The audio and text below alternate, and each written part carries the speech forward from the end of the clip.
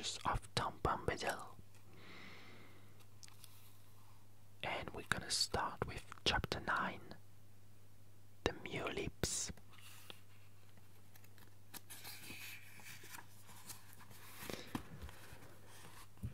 The shadows where the mulips dwell are dark and wet as ink, and slow and softly rings their bell, as in the slime you sink. You sink into the slime who dare to knock upon their door, while down the grinning gargoyles stare, and noisome waters pour. Beside the rotting river strand, the drooping willows weep, and gloomily the gorgrows stand, croaking in their sleep. Over the Murloc mountains, a long and weary way, in a moutly valley where the trees are grey, by a dark pool's borders without wind or tide, moonless and sunless, the mulips hide. The cellars where the mulips sit are deep and dank and cold, with single sickly candle lit, and there they count their gold.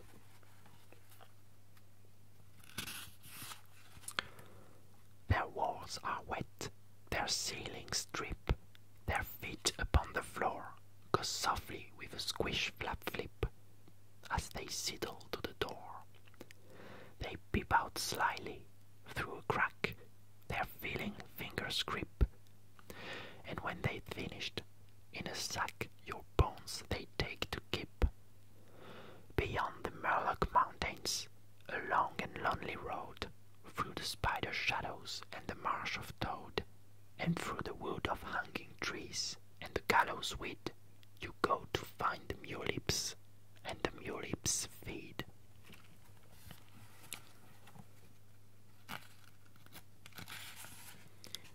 Chapter 10, Oliphant. Grey as a mouse, big as a house, nose like a snake, I make the earth shake. As I tramp through the grass, trees crack as I pass.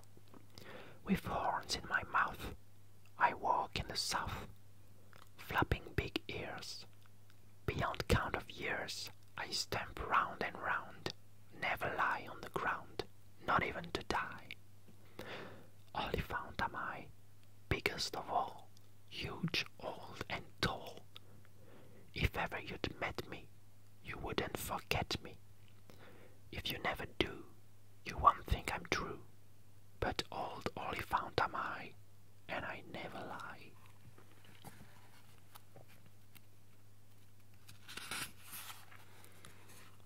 Chapter 11, Vastitokalon. Look, there is Vastitokalon, an island good to land upon, although 'tis rather bare. Come, leave the sea, and let us run, or dance, or lie down in the sun. See, girls are sitting there. Beware, girls do not sink. There they may sit, or strut and brink. Their part it is to tip the wink, if anyone should dare upon that ice to settle, or only for a while to get relief from sickness or the wet, or maybe boil a kettle. Ah, foolish folk who land on him, and little fires proceed to trim, and hope perhaps for tea. It may be that his shell is thick, he seems to slip, but he is quick, and floats now in the sea with guile. And when he hears their tapping feet, or faintly feels the sudden hit, with smile he dives, and promptly turning upside down, he tips them off, and deep they drown, and lose their silly lives to their surprise. Be wise, there are many monsters in the sea, but none so perilous as he, old horny Vastitokalon, whose mighty kindred all have gone, the last of the old turtle fish. So if to save your life you wish, then I advise, pay heed to sail Shadow's ancient lore, set foot on no uncharted shore, or better still, your days at peace on Middle-earth, in mirth fulfill.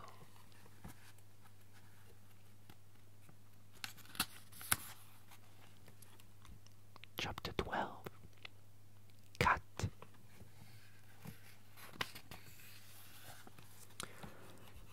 The fat cat on the mat may seem to dream of nice mice that suffice for him or grim, but he free may be, walks in thought, unbowed, proud, where loud, roared and fought his skin, lean and slim, or deep in den, in the east feasted on beasts and tender men. The giant lion with iron claw in paw, and huge ruthless tooth in gory jaw, the barred dog stared, fleet upon feet, that oft soft from aloft leaps on his meat. Where woods loom in gloom, far now they be, fierce and free, and damned is he, but fat cat on the mat, kept as a pet, he does not forget.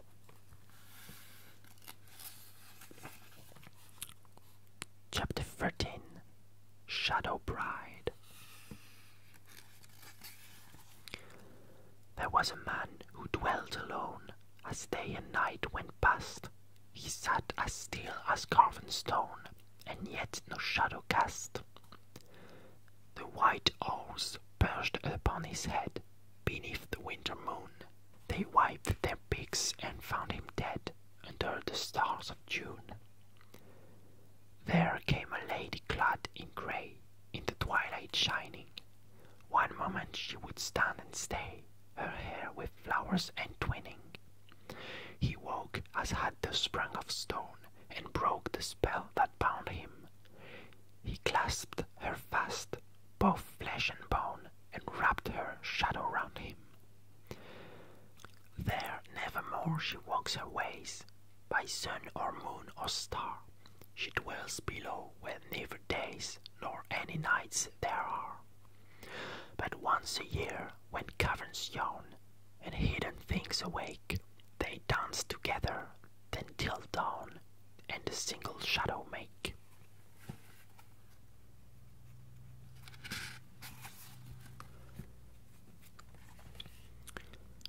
Chapter 14. The Horde. When the moon was new and the sun young, of silver and gold the gods sung. In the green grass they silver spilled, and the white waters they with gold filled.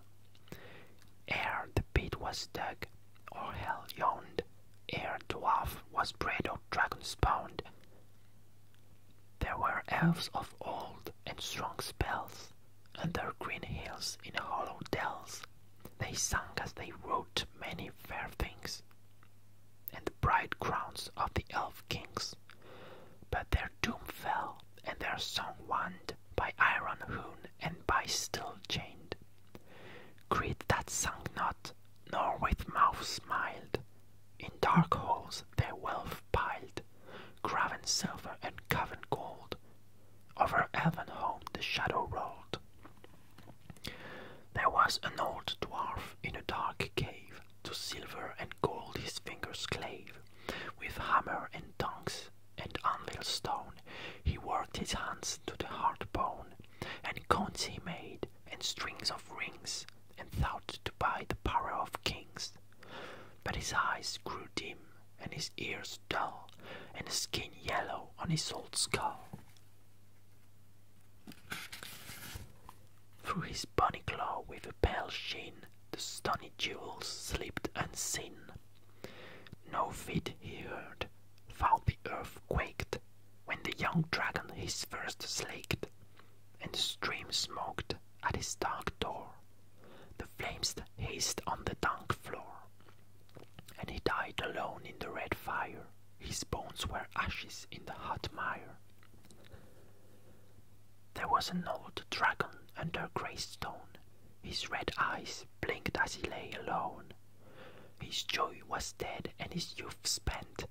He was knobbed and wrinkled, and his limbs be in the long years to his gold chained, and his earth's furnace the fire wand.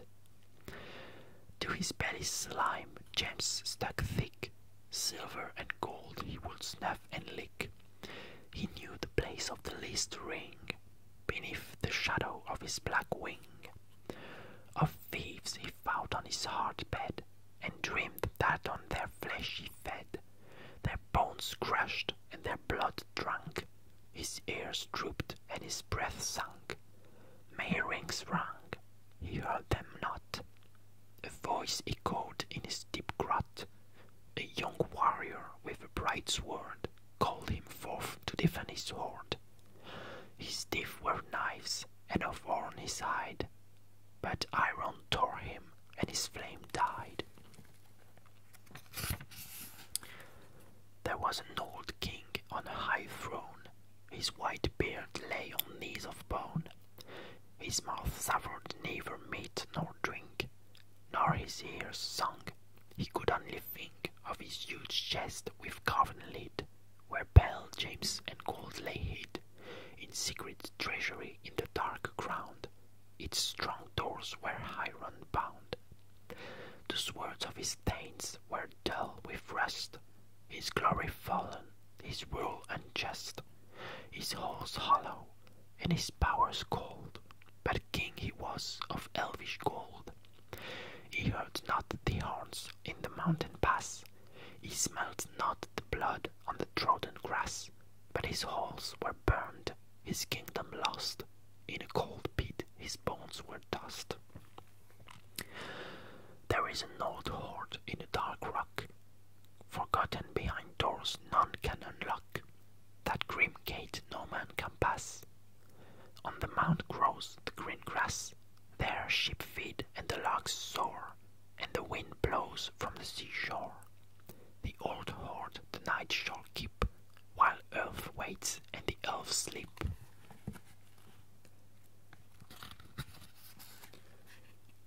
Chapter 15. The Sea Bell. I walked by the sea, and there came to me, as a starbeam on the wet sand, a white shell like a sea bell. Trembling it lay in my wet hand. In my fingers shaken I heard waken a ding within, by harp or bar, a buoy swinging, a core ringing, over endless seas, faint now and far. Then I saw a boat silently float on the night tide, empty and grey. It is later than late, why do we wait? I leapt in and cried, bear me away. It bore me away, wetted with spray, wrapped in a mist, wound in a slip, to a forgotten strand in a strange land. In the twilight beyond the deep, I heard a sea bell swing in the swell, dinging, dinging in the breakers' roar, on the hidden teeth of a perilous reef, and at last I came to a long shore. While it glimmered and the sea simmered, with star mirrors in a silver net, cliffs of stone pale as a real bone, in the moon foam were gleaming wet.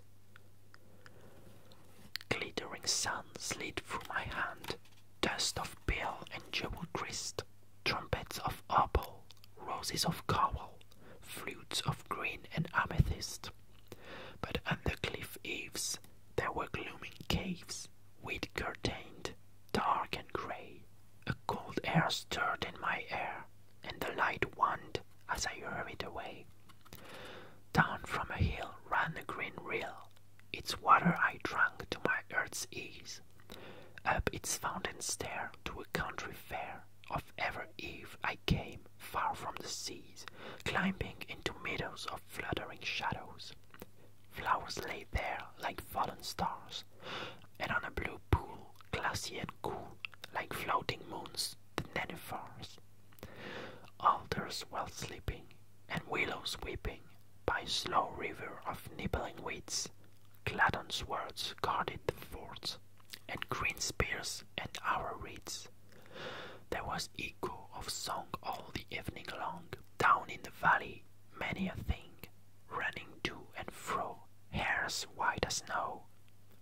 rose out of holes, moths in the wing with lantern eyes. In quiet surprise, brooks were staring out dark doors.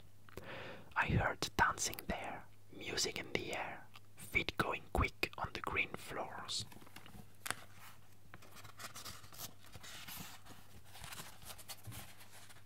But wherever I came, it was ever the same. The feet fled, and all was still, never a greeting, only the fleeting pipes, voices, horns on the hill. Of river leaves and the rush sheaves, I made me a mantle of jewel green, a tall wand to hold, and a flag of gold. My eyes shone like the star sheen. With flowers crowned, I stood on a mound, and shrills as a call at cock crow. Proudly I cried, "Why do you hide? Why do none speak wherever I go? Here now I stand, king of this land, with gladden sword and reed mace. Answer my call, come forth all, speak to me words, show me a face." Black came a cloud as a night shroud.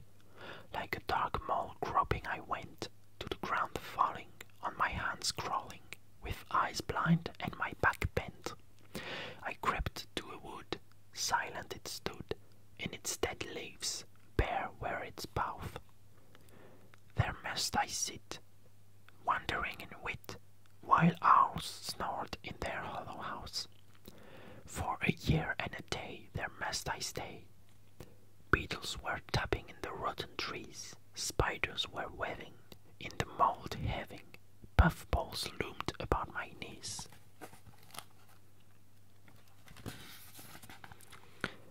At last there came light in my long night, and I saw my hair hanging grey. Bent thought I be, I must find the sea. I have lost myself, and I know not the way, but let me be gone. Then I stumbled on. Like a hunting bat, shadow was over me. In my ears dined a withering wind, and with ragged briars I tried to cover me. My hands were torn and my knees worn, and years were heavy upon my back, when the rain in my face took a salt taste, and I smelled the smell of a sea wrack. Birds came sailing, mewing, wailing. I heard voices in cold caves, seals barking and rocks snarling, and in spout holes the gulping of waves. Winter came fast, into a mist I passed, to land's end my years I bore.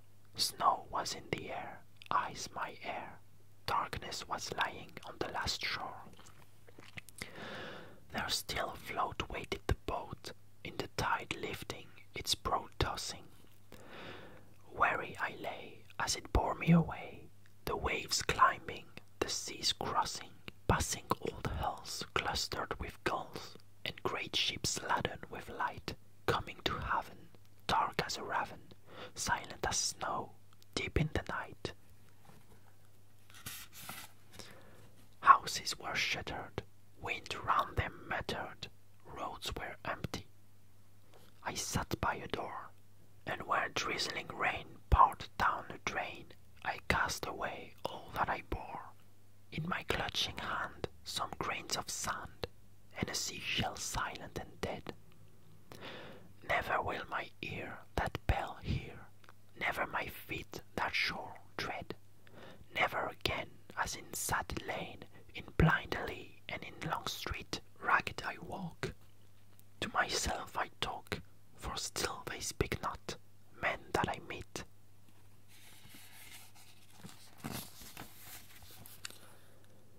Chapter 16. The Last Ship.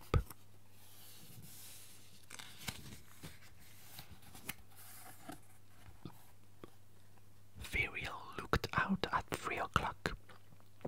The grey night was going, far away a golden cock, clear and shrill, was crowing. The trees were dark and the dawn pale, waking birds were shipping. A wind moved cool and frail through dim leaves creeping. She watched the gleam at window grow, till the long light was shimmering on land and leaf, on grass below, was glimmering. Over the floor her white feet crept. Down the stair they twinkled, through the grass they dancing stepped, all with dew besprinkled. Her gown had jewels upon its hem, as she ran down to the river, and leaned upon the willow stem, and watched the water quiver. A kingfisher plunged down like a stone in a blue flash falling.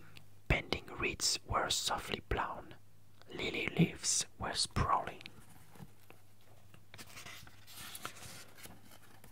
A sudden music to her came, as she stood there gleaming, with free hair in the morning's flame, on her shoulders streaming. Flutes there were, and harps were rung, and there was sound of singing, like wind voices keen and young, and far bells ringing. A ship with golden beak and oar, and timbers white came gliding. Swans went sailing on before, her tall prow gliding. Fair folk out of elven land, in silver grey were rowing, and three with crowns she saw there stand, with bright hair flowing. With harp in hand they sang their song, to the slow oars swinging. Green is the land, the leaves are long, and the birds are singing. Many a day with dawn of gold this earth will lighten, many a flower will yet unfold, ere the cornfields whiten.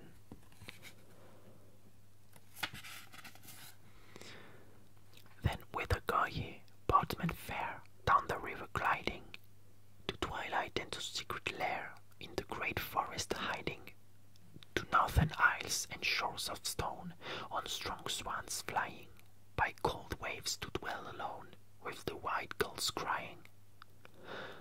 Nay, they answered, far away, on the last road faring, leaving western heavens grey, the seas of shadow daring. We go back to elven home, where the white tree is growing, and the star shines upon the foam, on the last shore flowing. To mortal fields say farewell, Middle Earth forsaking. In elven home a clear bell in the high tower is shaking. Here grass fades and leaves fall, and sun and moon wither, and we have heard the far call that bids us journey thither. The oars were stayed, they turned aside. Do you hear the call, Earth Maiden? Ferial, Ferial, they cried.